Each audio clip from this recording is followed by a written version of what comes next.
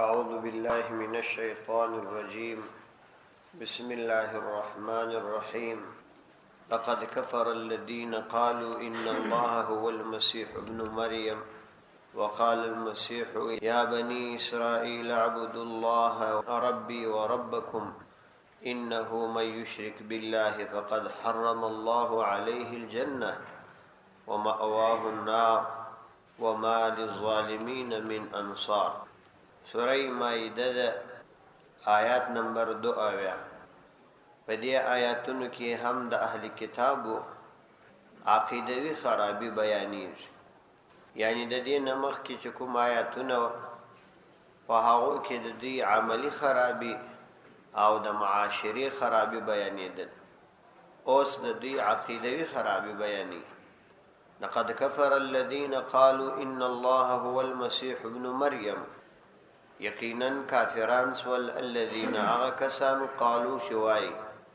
ان الله یقینا الله عز وجل هو المسيح ابن مريم، هغه مسیح ابن مریم علیه السلام دی. وقال المسيح او فرمایل مسیح علیه السلام یا بنی اسرائیل ای بنو اسرائیل اعبدوا الله، تاسو د الله تعالی عبادت وکئ. ربي وربكم، زمام رب دی استاسم رب دی. انه من یشرک بالله، یقینا شان دا دی هغه څوک چې د الله تعالی سره شرک وکړي، فقد حرم الله عليه الجنه، یقینا حرام کړی دی الله عز وجل فاغه باندې الجنه جنت، ومأواه او د هغه ځای النار اور دی، وما للظالمین من انصار، او نست ظالمانو لره کوم مددگار. په دې آیاتونو کې د اهل کتاب عقیدوي غلطي او عقیدوي خباثت بیانې. اهل کتابو کې په يهودانو کې د عیسی علی السلام په ارتباط باندې درې قسم عقیده موجوده او دوی پر درو طایفو تقسیم و. یو طایفه یعقوبیه نومېده. د یعقوبیه طبقه عقیده داوه چې الله تعالی عین عیسی علی السلام، یعنی دوی د اتحاد قائل و چې الله تعالی او عیسی علیہ السلام یو دي. د اتحاد عقیده درلودل. یو بل ډله په دوی کې ملکائیه و. د ملکائیه طبقه عقیده دا و چې الله تعالی د درو دریم دی، یعنی دا چې عیسی علیہ السلام او مریم او یا روح القدس او الله تعالی دا درې دي. کله به ویل چې الله تعالی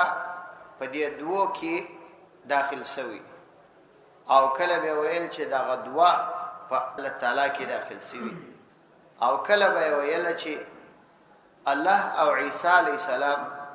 او د دې چې کوم شکل دی دا غدري یا الہ دی. نو دوی د خپل عقیده د اثبات لپاره کومه واضحه تګلار او عقیده نه درلودل، نو به هر چاته دا ویل چې دا د سړي په عقل کې ناراضي. په دې باندې تفصیلی خبره مخکم تیر شوی. نو الله عز وجل فرمایي چې دا غدواړي طائفه کافران دي. دوی به خپل تر مابین هم یو بل ته کافران وي، او زینو به ویل چې الہ چې دی هغه الله تعالی دی، مریم او عیسی علیهم السلام اجزا دي. نو دا مجموعه به الہ ده، دا به نستوریه نومېده. نو الله سبحانه وتعالى د دوی په ارتباط وایي چې دوی کافران، او دوی به خپل تر مابین یو بل ته کافران وایي. نو تفسیر ابن کثیر را نقل کړی دی والحق انهم كلهم کافرون، حق دا ده چې دوی خپل ټوله کافران.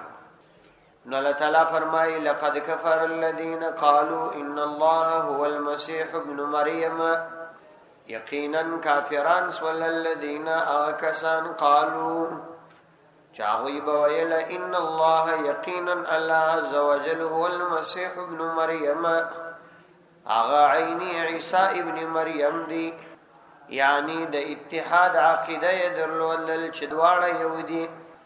وقال المسيح، حال دا چې مسیح علیه السلام بدوی تویل چې یا بنی اسرائیل ای بنو اسرائیل اعبدوا الله، تاسو د الله تعالی عبادت وکئ. ربي وربكم شزمام رب دی او تاسو هم رب دی تاسو د الله تعالی عبادت وکي دا زمام رب دی او تاسو هم رب دی. یعنی مطلب دا چې هغه خپل و دې بنو اسرائیل ته دا خبره کول چې زه الہ نه يم بلکې زه مربوب یم او الله تعالی زما رب دی. کم څوک چې خپل وایي چې زه مربوب یم او تربیت کړل سویم او د بندګۍ تصریح کوي او بیا بل څوک درواغ سي تړي نو د دې بالکل داسې مثال دی لکه گواه چست مدعی سست. یعنی مدعی خپل دعوه نکي شاهد در لاس نیولی چې رازغه دعوه دی وکړه زبستا پر ځای شاهدی ادا کړ. نو د دې عین داسې صورت رالی چې عیسی علیه السلام خو خپل دا وایي چې زه د خدای بنده یم او الله تعالی زما رب دی او دیپ سي تړلې دي چې یا ته الهي موږ نه پریږدو. وقال المسيح يا بني اسرائيل اعبدوا الله ای بنو اسرائیل تاسو د الله تعالی عبادت وکي ربي وربكم چې زما رب دی وربكم او تاسو هم رب دی. انه من يشرك بالله فقد حرم الله عليه الجنه انه یقینا شان دادی من يشرك بالله څوک چې شرک وکړي د الله عزوجل سره په خدای کې او یا په خدای صفاتو کې د الله تعالی سره څوک شریک کړي فقد حرم الله عليه یقینا حرام کړی دی الله عزوجل علیه فاغبندی دا همیشه د فار الجنت جنت دا همیشه د فار اور باندې حرام. یعنی دا شرک دی چې تاسو ماته د الوهیت درجه راکوي او ما د الله تعالی په خدای صفاتو کې شریک ګڼي. دا شرک او د شرک د فار دومره شدید سزا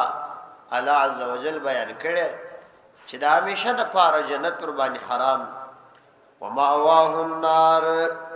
دا سه امن د چې جنت ته داخلي جنن او بل ځای په مستریح ځای کې اوسېږي یا ومأواه او زائد هغه به النار اوروي زائد هغه به جهنم وي په جهنم کې به اوسېږي.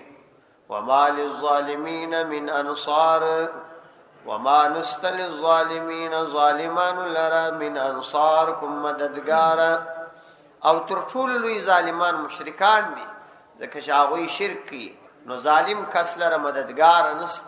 چې دای د دوزخ د اور اخلاص کی او د ته د جهنم څخه نجات ورک او جنت ته ورس. نو لکه څنګه چې عقیده د اتحاد کفر نو همدارنګ عقیده د تسلیث هم کفر. الله تعالی فرمای لقد كفر الذين قالوا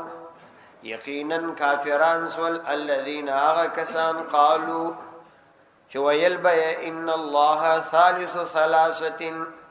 یقینا الله عز وجل دریم د درودی وما من اله نستكم معبود الا اله واحد مگر یو اله وان لم ينتهوا عما يقولون ليمسن الذين كفروا منهم عذاب اليم وان لم ينتهوا كثير هاوي منعنسي عما دهغت سيقولون چدوی وای ليمسن الذين نخام خاب مسكي الذين كسان كفروا چاوي کافران دي منهم ددين عذاب عليم عذاب عليم دردناك افلا يتوبون الى الله نو اولی توبه نکاږي الله عز وجل ويستغفرونه اولی استغفار نغواړي د الله تعالی څخه والله غفور رحیم حال دا چې الله عز وجل پر بخښون کې او پر مهربان دی. د تسلیث د عقیده ردی چې د نصارا او بل ډاله چې د عیسی علی السلام په ارتباط دا عقیده درلودل چې دا د درو مجموعه ده. عیسی علی السلام ثالث ثلاثه بلی نو الله تعالی فرمایي لکه د اتحاد عقیده لرونکي چې کافران دي د تسلیث عقیده هم کفر او پیروان کافران بلل کیږي. لقد كفر الذين يقينا كافران سول الذين كسان قالوا جاوي واي ان الله يقينا الله عز وجل ثالث ثلاثه دریم د درو دی د درو یعنی مجموعه کې یو دا الله تعالی دی او بل عیسی علیه السلام او بل مریم علیه السلام. وما من اله الا اله واحد، رد د دوی پر خبيثه عقیده باندې. وما من اله نستکم معبود، یعنی نسته هیڅ معبود، ځکه من استغراقیه پر نکره ور داخل سوی دی او معنا یې د هیڅ معبود نست الا اله واحد، مگر یوازې یو واحد اله دی شاغ الله تعالی، بل څوک نسته. یعنی نه دوستا او نه دریستا. چې کله دا عقیده چې دا اتحاد عقیده وي د دوو یا د درو دا کفر او شرک دی، نو بیا د هغه د پاره انتهایی شدیده سزا ده، لکه مخکې چې بیان شو چې انه من یشرک بالله، نو بیا به هغه سزا دغه کس ته ورکول کیږي. وإن لم ينتهوا عما يقولون ليمسن الذين كفروا منهم عذاب أليم. وإن لم ينتهوا كچير منع نسي د دادوالو عقیدو خلق عما د هغه خبرو څه یقولون چې دوی وایي، یعنی اقوال کفریه کوي، نو پوج سي چې ليمسن الذين كفروا، خامخا بمسکی الذين هغه کسان کفروا چې هغوی کافران دي، منهم د دوی څخه عذاب علیم، دردناک عذاب په آخرت کې، یعنی هغوی ته په آخرت کې شدیده سزا ورکړي سي او د الله تعالی د دربار به د همیشه د پاره محروم پاتې. نو دا د شرک عقیده، د کفر عقیده ده او ټول اعمال قربانی بربادي. افلا يتوبون الى الله، نو د دې مخکنیو مزامینو د توحید او د عذاب د زورونی سره سره افلا يتوبون، نو ولدی توبه نکاجه د خپل خبيث عقاید او بد اعمال څخه الى الله الله عز وجل. یعنی کله چې موږ د توحید دلایل دوی ته وړاندې کړل او پر شرک مو د سخت سزا یادونه ورته وکړل، نو که یو انسان عقل ولري هغه باید د دغه اعمال ځان وسات او د الله تعالی دربار ته متوجي سي مغفرت وغواړي. لیکن دوی دغه دومره مزامینو باوجود توبه نه کړ. افلا يتوبون الى الله ويستغفرونه، افلا يتوبون، نو دی ولی توبه نه باسي د خپل خبيث عقاید او بد اعمال څخه الى الله الله عز وجل ويستغفرونه، او ولی بخښنه غواړي، یعنی د الله تعالی څخه دی بخښه غواړي او الله تعالی ته دی توبه وکړي. والله غفور رحیم، او قائدم دادا چې الله عز وجل غفور فور بخښون کی دی، رحیم فور مهربان دی. یعنی کڅوک ورته د شرعي قانون مطابق توبه وکړي، ولو که هغه په ډیر شدید کفر او ډیر شدیده کبیره ګناه کې واقع شوی وي، نو بیا هم د الله تعالی د غفوریت او د رحیمیت دربار عام دی، هغوی ته مغفرت کوي. ما المسيح ابن مريم إلا رسول قد خلت من قبله الرسل وأمه صديقة كانا يأكلان الطعام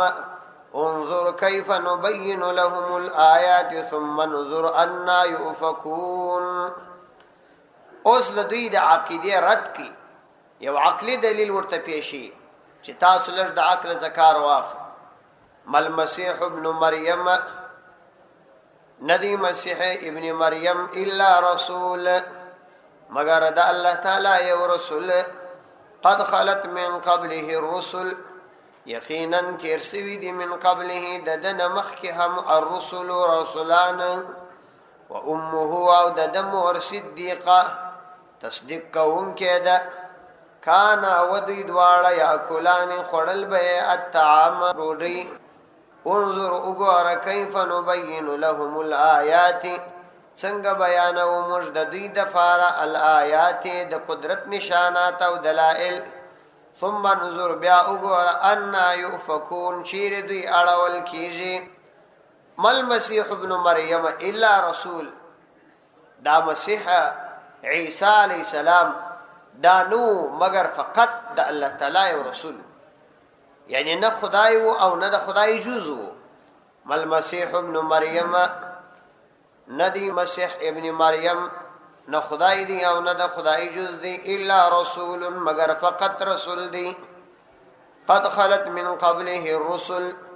یقینا تیر سوی دی من قبله ددن مخی الرسل دیر رسولان چه اهل معجزات و یعنی ددن مخی هم دیر انبیاء تیر سوی دی آغوی تا مج معجزات ورکڑیو نو کچیر عیسایان عیسی علیہ السلام تا خدای پا دی خاطر وائی چه عیسی علیہ السلام معجزات درلود لی نو بیا خو پکار داده چې دوی و نور پیغمبرانو ته هم انبیاء چې الله عز وجل هغوی ته معجزات ورکړي وي هغوی ته هم باید خدای ویلي وای سره د دې چې عیسایان د عیسی علیه السلام نه علاوه و نور ته خدایان نه وای او نه نور انبیاء په خدای مني نو کچيري پیغمبري او یا خرق عادت د عادت خلاف یو معجزه ښکارا کېدل دا دلیل د الوهیت وی نو بیا خو عیسی علیه السلام او د عیسی علیه السلام څخه ما سوا نور ټول انبیا هم په دغه دلیل باندې باید الہ او خدای ومنل شي او هغوی ته هم خدای ویل پکار او که دلیل د الوهیت نه یعنی کچیر دا معجزه او خرق عادت او پیغمبري دا دلیل د الوهیت نه نو بیا خو د عیسی علیه السلام او د نور انبیاء فرق نه دی چې هغوی تاسو خدایان نه بولی نو عیسی علیه السلام به په کوم دلیل خدای بولی غرض دا چې نور ته الہ نه وایاست نو حضرت مسیح علیه السلام ته هم الہ مو وایاست نو الله تعالی دا سی واضح دلیل عقلی دلیل ورته پیش کی و امه او مور ده هغه صدیقه یعنی نه مور الہ ده او نه د الہ جز دی صدیقه هغه تصدیق کوونکې ده د عیسی علیه السلام د نبوت او د الله تعالی ولیه هغه الله تعالی ته یو مقربه نیکه صالحه شزه نو که مثلا دغه نوري ولیات نوري داسې شزي چې هغه الله تعالی ته د صالحه اعمالو په وجه تقرب لري لکه آسیه امرأة فرعون یا ساره او هاجره رضی الله عنهما چې دا د حضرت ابراهیم علیه السلام بیبیګانی دي که هغه نور ته تاسو الہ نه وایاست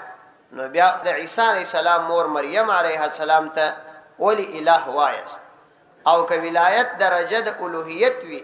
نو بیا خو هغه نور تم باید الہ وایاست سره د دې چې تاسو هغوی ته الہ نه وایاست نو دې ته ولی الہ وایاست و امه صدیقه و امه او د مور هم الہ د الہ جز نه ده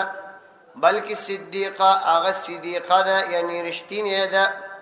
کانا یاکلان الطعام کانا ودوی دواړه یاکلان الطعام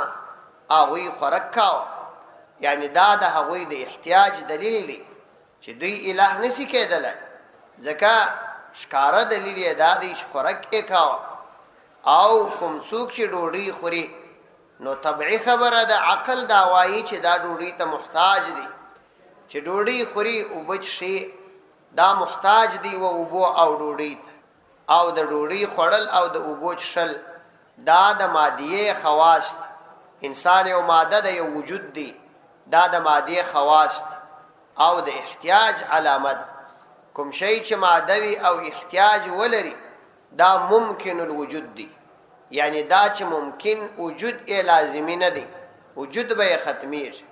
او کوم څوک چې ممکن الوجود وي وجود یې لازمی نه وي هغه خدای نشي کېدای مطلب دا چې څوک خوراک کوي دا محتاج دی او محتاج هیڅ کله الہ نشي کېدای نو تاسو خپل وایا سی بیا عیسی علیه السلام او مریم علیه السلام څنګه الہ بولی چې هغه تاسو په خپل سترګو ویني چې خوراک کوي چرک کوي خوراک چرک ته محتاج دی انسان چې خوراک ته محتاج وي نو د دنیا ټولو اسباب ته حاجت پیدا کوي لباس ته حاجت لري اوبو ته حاجت لري بيدو ته حاجت لري د ټولو شان ته حاجت لري او څوک چې محتاج وي الہ نسی کېدای کانا یاکلان الطعام اوی خړل الطعام ډوړي نو الہ به څنګه سي چې تاسو دا غوي په ارتباط دا خبره وکړي مفسرین لیکلي دي چې الله تعالی دلته د حضرت مریم علیه السلام صفات بیان یعنی د هغه تر ټولو بهترین صفت یې صدیقه بیان. ځکه څوک چې د چا مدح کوي نو په مدح کې هغه تر ټولو اعلی صفت چې په هغه کې وي هغه بیانېږي. ولی څوک چې د چا صفت کې مدح کوي نو ښکاره خبره ده چې هغه تر ټولو ښه صفتونه یې بیانېږي.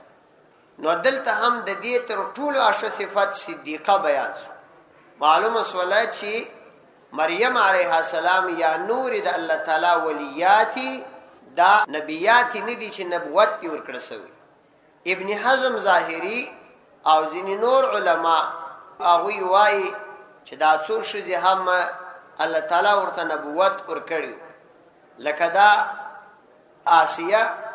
رضی الله عنها او مریم علیها السلام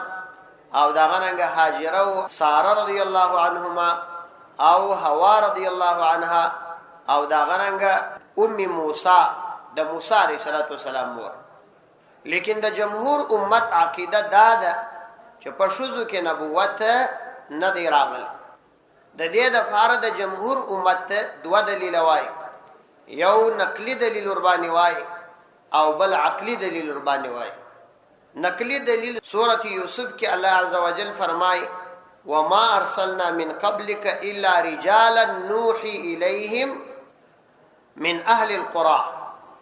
چې موږ نه دی لېږلي ستانه مخکې په نبوت الا رجالا مگر نارینه مو لېږلي، نوحي الیهم چې موږ هغوی ته وحي کوو من اهل القرى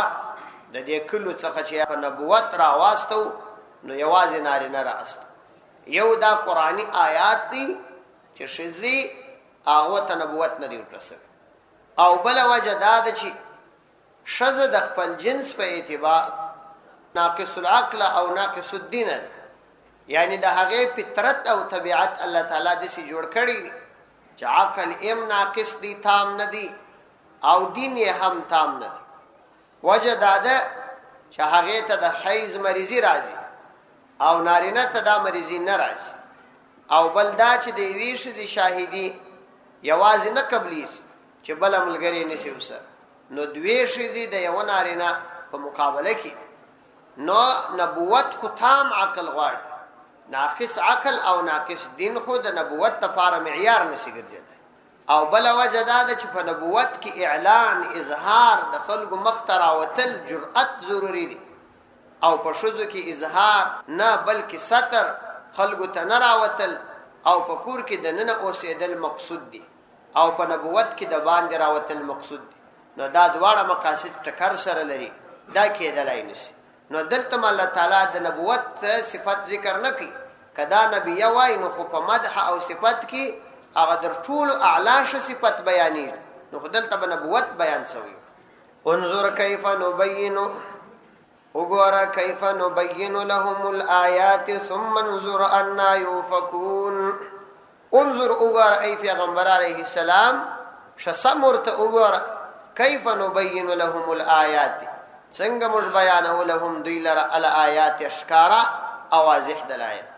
څومره یې په بهترین انداز کې عقلا او نقلا ورته بیانو. که د لږ عقل خاوند ویلا به خبره وفهمي. ثم انظر بیا ورته وګوره انا یؤفکون، چیرې اړول کیږي.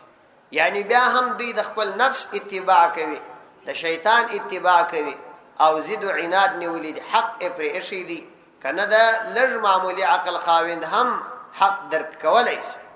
یؤفکون اړولو ته ویل کېږي، یعنی یصرفون، کوم طرف ته دوی ګرځول کېږي. دا د افک دوه تورې راځي، یو افک دی چې د حمزې په فتحه باندې وویل افک. افک وایي تصرف ته اړولو ته او تصریف ته ویل کېږي. او یو افک دی د حمزې په زیر، بیا یې معنا د شدید درواغ. قل ورته وایي پیغمبر علیه السلام اتعبدون من دون الله، آیا تاسو عبادت کوئ من دون الله د الله تعالی نه ما سوا، ما لا یملک لکم ضرا ولا نفعا، چې مالک نه دی هغه تاسو لره ضرا د څه نقصان ولا نفعا او نه د کومې نفع. والله اعلی عز وجل هو د الله تعالی السمیع پوره اورېدونکی دی، العلیم پوره علم لرونکی دی. یعنی تاسو د عیسی علیه السلام عبادت کوئ سره د دې چې عیسی علیه السلام د ضرر او د نفع ملکیت نه لري چې هغه دې یا د چا څخه ضرر دفع کړي او یا دې چاته نفع ورسي ځکه عیسی علیه السلام د الله تعالی نبی او د الله تعالی رسول دی او د الله تعالی رسول او د الله تعالی نبی د الله تعالی مخلوق وي او مخلوق د خالق به اراده چاته نظر رسوای سي او نه چاته نفع رسوای سي قل ورتوای پیغمبر علیه السلام اتعبدون ایاتاسو عبادت کویم من دون الله د الله تعالی نه ما سوا ما د هغه چا لا یملکو چا هغه مالک نه دی ما د هغه څه ما د غیر ذوی العقول د پار راضی ځکه عموما عبادت د غیر ذوی العقول کې دی تغلیبا ذوی العقول هم پکې داخل ما لا یملکو لكم ضرا ولا نفعا د هغه څه لا یملکو چې هغه ملکیت نه لري لكم تاسو د پار ضرا دکم نقصان یعنی عاجز دي هغه بیچارهګان عاجز دي د دې څخه چاته دي ضرر ورسي ولا نفع